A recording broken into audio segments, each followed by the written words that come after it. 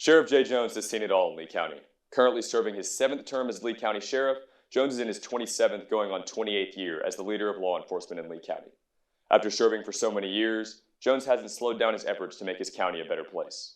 We sat down with Jones and talked about everything from the politically motivated assassinations of Melissa Hortman and Charlie Kirk to the rise of school shooting threats in America. We also got the chance to hear the sheriff's perspective on recent local tragedy, the murder case of Dr. Julie Shenelly at Kiesel Park. My name is Lucas Hazelrig, and this is Beyond the Plains.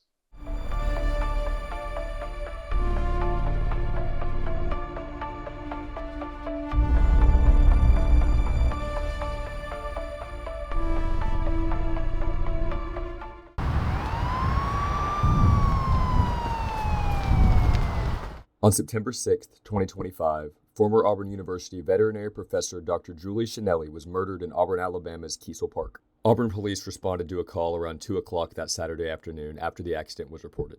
Officers later found Shenelly in a wooded area of the park with fatal injuries consistent with sharp force trauma. Police identified a suspect in Harold Rashad Dabney III. Dabney is being charged with 2 counts of capital murder as a result of the investigation.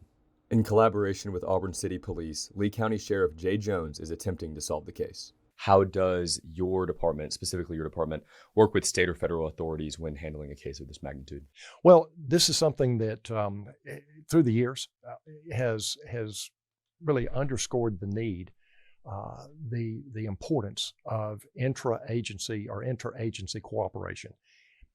One of the things that is a hallmark of professional law enforcement is the ability to work jointly with other agencies. Everyone is pooling their resources, putting things together, and working as one unit, even though maybe multi-agencies are involved. Working as one unit to get to the bottom of what occurred, to develop the evidence, to determine what the facts are, basically, and to hopefully bring the case to a resolution by identifying an offender and apprehending the individual or individuals, and then, of course, ultimately presenting a case to a grand jury. Has that sparked an initiative to enforce stricter security in these parks?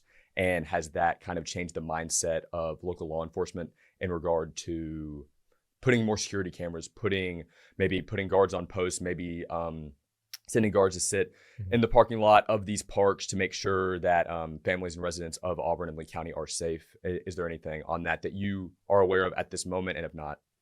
Okay. Well, just as a broad overview, when we have a crime of this nature that receives a lot of attention, as it should, there are always reviews of, okay, what might have been done, what could have been done? Is there anything that we missed as far as the prevention efforts in regard to trying to keep these types of events from happening? Basically, back to the point of public safety and providing the community, all the citizens, with information that they need to be safe. And along with that comes discussions about what types of additional security methods might be employed, what are the ones that are there adequate. Are there things that can be done that basically would help to improve the safety?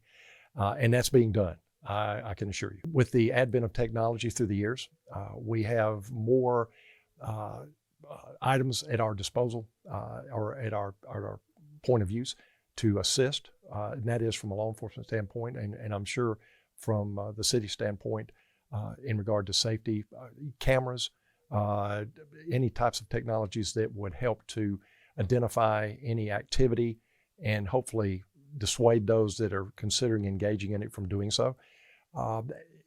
Anything like that, additional patrol work in regard to a more constant eye. Self-defense is something that Sheriff Jay Jones strongly believes in. Local law enforcement in Lee County have created programs specifically for female residents in an attempt to ensure their safety if an attack were to take place. I feel comfortable in saying that the city of Auburn is very aware and very dedicated to ensuring that their citizens are safe.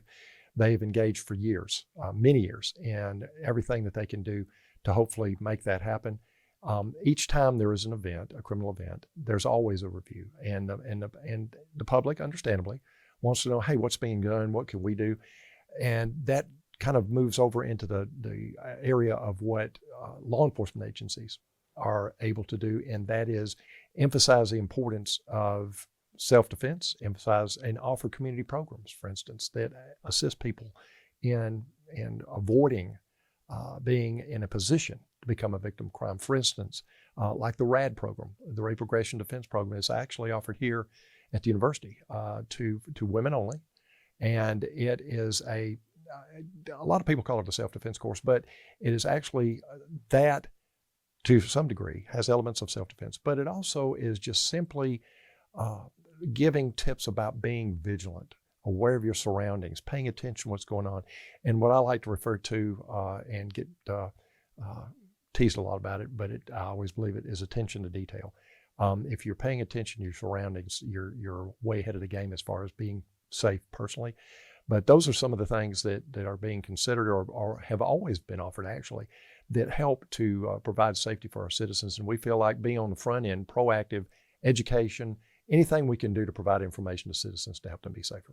RAD, Rape Aggression Defense, the acronym, it is taught or conducted by sworn law enforcement officers. They are employed with the University Public Safety and Security Group. They're employed with Auburn Police Department, with Opelika Police Department, and with the Lee County Sheriff's Office. All three agencies are participating in the program. It consists of a 12-hour program, women only, guys not allowed, except at the end. I like to kid about this, but it's very serious, but it is a fact that the participation by men is at the end when they are given protective equipment to put on, encapsulated in, and then the women get to practice their techniques on these guys as they attempt to simulate real world events, like at an anytime teller or just simply walking down the street. And the women practice the way that they can evade and keep themselves safe. Is this something, we talked about preventative measures, you touched on that a little bit. Is that a preventative measure that you believe that all Auburn students, all Auburn female students should take as much as they can to prevent on their end these kind of tragedies happening? I would highly recommend it. We've had we of course work, and again I meant this joint effort thing between other agencies. Agencies in this area work jointly to administer that program and provide it. And I believe I could be corrected, but I might be standing to be corrected. But I believe it is actually a 1-hour credit course here at the university offered to especially incoming freshmen and women, and other women as well when they want to take it. If upper class is fine, I'm sure, but it is a very valuable program, and I would highly recommend it. As a matter of fact, I believe in it so much, my daughters have taken the course. There are procedures that you can take without completing a self-defense course to increase your safety. You can never be too safe in a public environment. Sheriff Jay Jones explains how this may be easier than we think. Auburn residents, especially students, are feeling a little bit less safe than they have in years past, just based off the recent events. Right. Aside from the RAD program, because we talked about that a little bit more, what steps do you suggest that those students could take to increase their safety chances here on campus and in the community? Just basic common sense principles that would help to, again, avoid putting yourself in a position to become a potential victim. For instance, especially in the evenings and after dark, not traveling alone, staying in well-lighted areas, having someone with you, going in groups. That is a huge factor. But if you must travel from point A to point B, making sure that people that your roommate or your friends know where you're going, know that you're heading somewhere, and would be alerted immediately if you don't arrive, or if it's been a period of time since they've heard from you, to know that, wait a minute, something's not right, which is critical when particularly providing information to law enforcement so we can respond and hopefully assist. Simple things of being aware of your surroundings. I cannot emphasize enough about vigilance, personal vigilance. And this goes for everyone, not just ladies, especially the women, but men too. And being aware of surroundings. Don't be so engrossed in something that is your focus is within a couple of feet. And I'm holding my hand in a gesture. I think everybody understands what I'm talking about. Just paying attention to what's going on around you and knowing and observing suspicious activity. There is a campaign that's been going on for years, See Something, Say Something.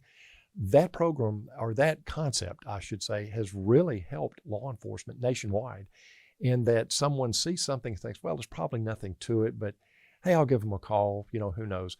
And a single tip may be the key that breaks open an investigation to allow for someone to be identified and apprehended as the person that committed a particular crime. A growing concern in the country has been the rise of school shooting threats. This graph from the K-12 school shooting database shows that spike in recent years. Police departments in Lee County are working towards ensuring the safety of their students while also fighting the uphill battle that is keeping the comfortable learning environment that teachers are working so hard to maintain. Moving towards kind of a more national issue, school shootings are a constant problem for students all over America, from the college level to the high school to, unfortunately, even the elementary level of schools. What steps is the Lee County Sheriff's Office specifically taking to ensure the safety of students and staff in the local schools here?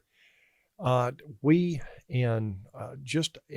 after the turn of millennial year 2000, we really started to work hard to establish our school resource division. School resource officers, or we like to call them school resource deputies, but common term is SRO, school resource officers. We now have a division status in regard to our SROs. We have over 20 personnel in that division. They are assigned individually to the schools in our area of jurisdiction out in the county, in the local communities outside the cities of Auburn and Opelika. We have engaged in training. Matter of fact, some of our staff, our SROs, are known nationally as trainers and have participated in conferences and training events all over the country. One of our SROs currently serves as the national president of the National Association of School Resource Officers, and is heavily involved with the state of Alabama's School Resource Officers Association. We felt like we needed to really focus on school safety and apply the personnel as needed to do so. And we are very proud of our school resource division now. They are in the schools constantly. They are working with the administration at each school. They work with the central office, the Board of Education here in Lee County, and work with their counterparts in the cities of Auburn, Opelika, and most importantly, with the students at the schools. A huge segment of our school safety effort is to establish relationships with our student populations and working to where there is a bond, a trust that exists. And I can tell you this, not going into any details, but there have been instances that could have caused physical injury to our student population, and over the years that was prevented by the fact that there was a relationship between a student and one of our school resource officers, and they provided information that ultimately prevented some events from happening. And I think that kind of sums up what's so important about that division and why our efforts continue to enhance at every opportunity the training, education, and operations of school resource officers here in Lee County. So touching on those preventative measures that you're talking about, how do you balance the preventative measures in the schools while also balancing a safe and comfortable learning environment for the students, especially at the younger level? How does that balance take place? And that goes back to the focus on establishing bonds and relationships and the element of trust. It is a partnership with the faculty at our schools that we work with them. We actually engage in community activities, school activities, and it seems like it's more of, hey, this person, this man or woman, is participating with us in our operations here at the school, and they're at the events, and they're friends with the parents and the students. Oh, by the way, they're wearing a uniform. How about that?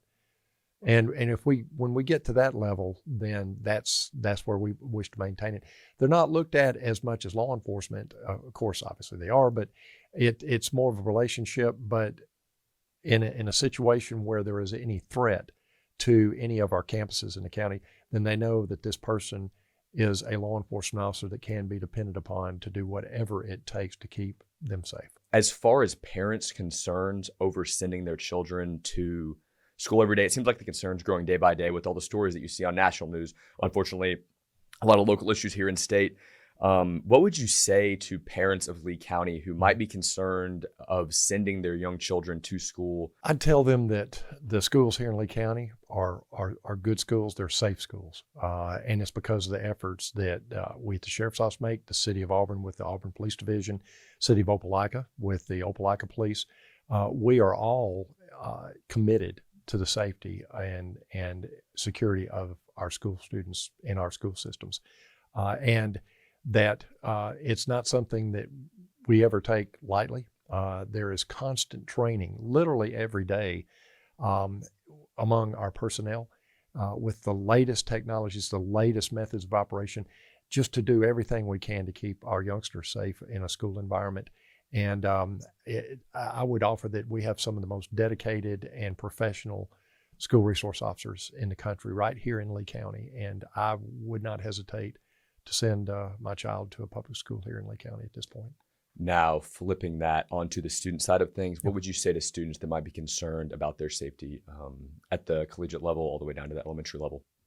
I would say work with us, get to know us. Let us help to show you things that would help you to stay safe. Kind of going back to our earlier conversation about just general public safety and public education and training about how to stay safe. Same concept. Ensuring that we are a resource. We are a service-oriented group of people.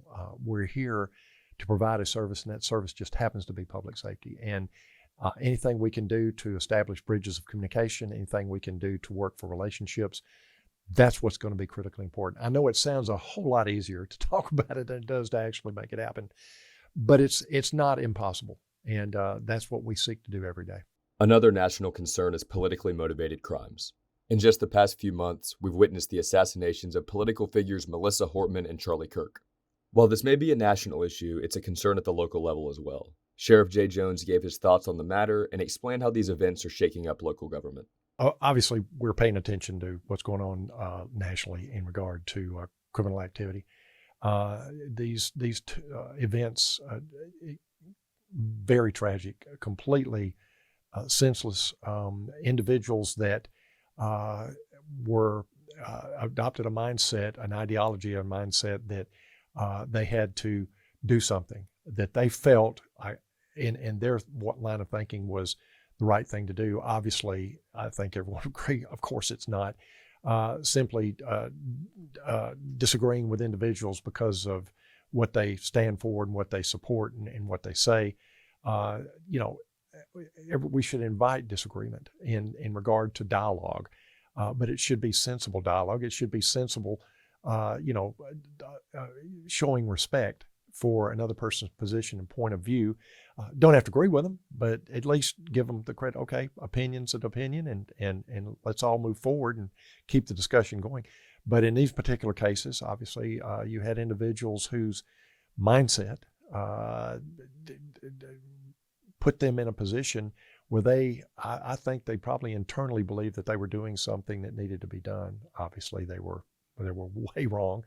But that kind of emphasizes to me the need to ensure that we are doing everything we can, in particular in the areas of mental health, and working in that particular vein to hopefully work to mitigate these circumstances before individuals become so enraged or engaged in thinking that violence is an answer to solve something that they don't agree with. And I think that we could do a better job of that. I think we all could, but it's going to take everyone's effort. One group or another group, it's not going to be able to make this happen. It's going to take an engagement on the part of all citizens to do everything we can to work to avoid these types of settings, things coming to the point where a person feels like they need to take the life of another simply because they don't agree with them. Now, have you seen any heightened tensions in the county since these deaths, like rallies, threats taking place here in the local area? No, not anything of that nature. We've had protests through the years here in Lee County and Auburn, Opelika, in the county, and to the credit of those involved, they have been peaceful protests. They have stated their point. They've stood by their positions, and done it in a manner that matches with, at least in my personal opinion, the way it should be. I mean, they get their point across. They're able to do it in a peaceful manner, and people notice and consider those viewpoints. But it doesn't result in engagement in violent activities, which I wish other communities were as fortunate as we've been here. and seeing that.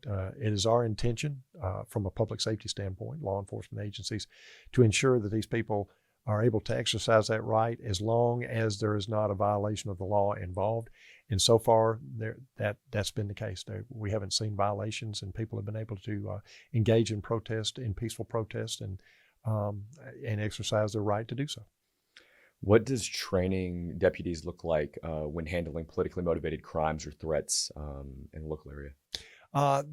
That, of course, is something that in current training here in the state of Alabama with our minimum standards academies, the A-Post Commission, the academy is certified to train law enforcement officers.